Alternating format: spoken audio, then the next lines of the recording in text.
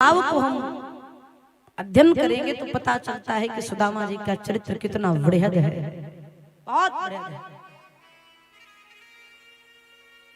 सुदामा जी निर्धन कैसे हुए इसकी कथा आती है। किसी नगर में एक ब्राह्मणी रहते थे, नारायण की उपासना करती थी, निर्धन थे।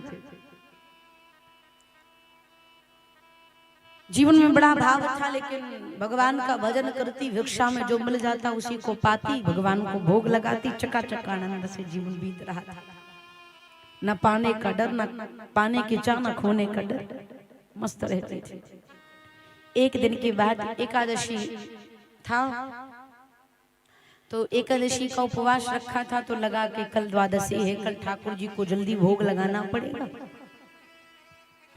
तो घर में कुछ खाने के लिए नहीं था, नगर में भिक्षा मांगने के लिए गई। सो भिक्षा में उसे कुछ मुट्ठी चने मिले, चने को लाई, पोटली बना करके कुटिया में मटकी थी, मटकी के भीतर रख करके मटकी को ढक दिया। कल सुबह होते ही ठाकुर जी को भोग लगाऊंगी इसी चने से। ऐसा संयोग, भगवान की ऐसी कृपा कि उस दिन नगर में चोर आए।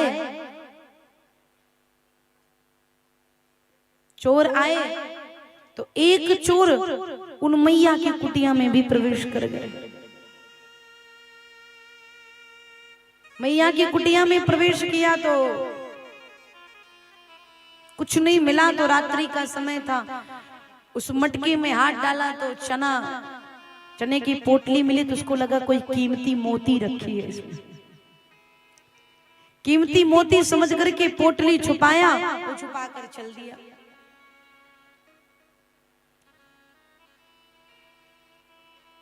इधर ब्रह्म बेला में जब वो ब्राह्मणी उठी, स्नान आज से निवृत्त हुई, भगवान का स्नान कराया, धूप दीप अर्पण किया, श्रृंगार किया। जब नैवेद्य की बारी आई कि भगवान को भोग लगाऊं, सो पोटली ढूंढने लगी तो पोटली गायब। उसको बड़ा दुख हुआ कि कल के ठाकुर जी मेरे भूखे,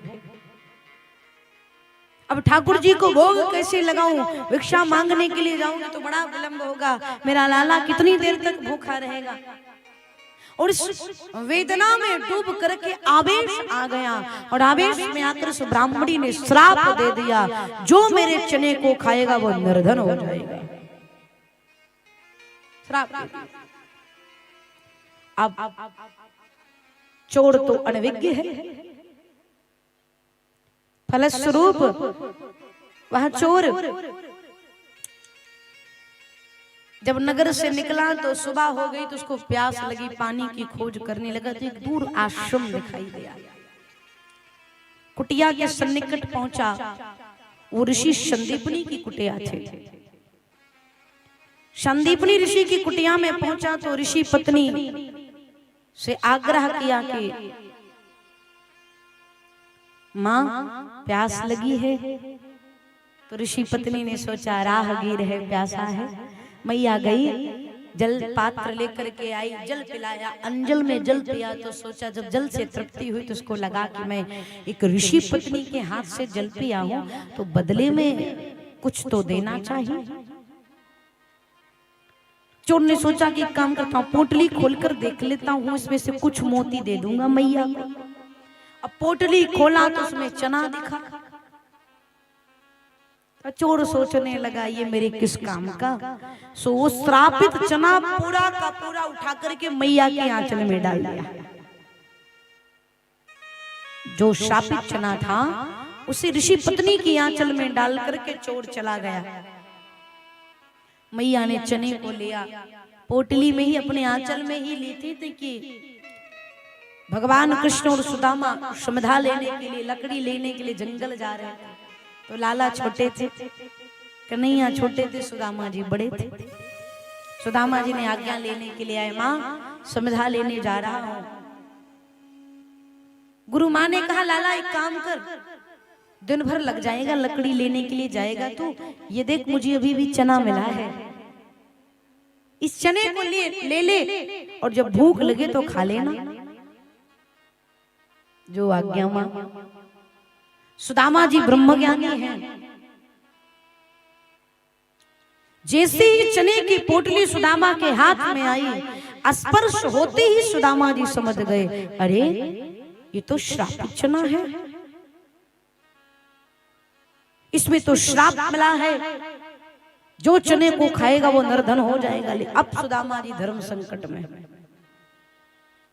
अगर मैं लौटा दूंगा तो गुरु माँ की आज्ञा की अवहेलना हो जाएगी। माँ ने मुझे आदेश दिया ले जाओ खा लेना, अगर मैं लौटा दूंगा तो गुरु माँ के वचनों की अवहेलना हो जाएगी, और अगर मैं चने को खा लूंगा तो मैं निर्धन हो जाऊंगा। तो श्री रामचरितमानस की चौपाई कहती है, मात पिता गुरु प्रभु कै बानी, बिनहि विचार करहि शुभ जाने। इनकी बातों पर विचार नहीं करना चाहिए, तुरंत स्वीकृति दे दो, या तो पूछो मत, और पूछो तो वही करो जो कहा जाए। सुदामा जी ने कहा, मैं जीवन भर निर्धन रहूंगा ये स्वीकार है, लेकिन माँ की आज्ञा का अवहेलना करूं ये कदापि नहीं हो सकता। सो पोटली को बगल में दबाया, क्षमधा लेने के लिए चल दिया। लकड़ी एकत्रित किया, कुटिया लौटने का समय हुआ तो आकाश मंडल से गर्जना होने लगी, जल की वृष्टि होने लगी। अब जल की वर्षा भई तो भगवान बचपन से ही कौतुकी थे, कूद कर वृक्ष पर चढ़ गए। सुदामा जी सीधे साधे ब्राह्मण बेचारे पेड़ के नीचे खड़े रहे।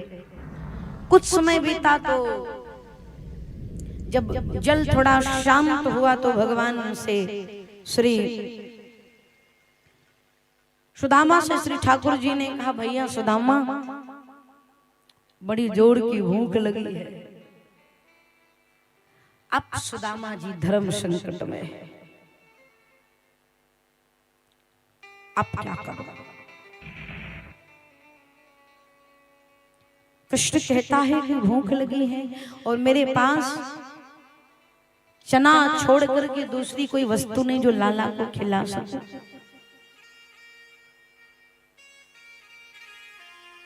क्या करूं? सुदामा जी ने सोचा कि अगर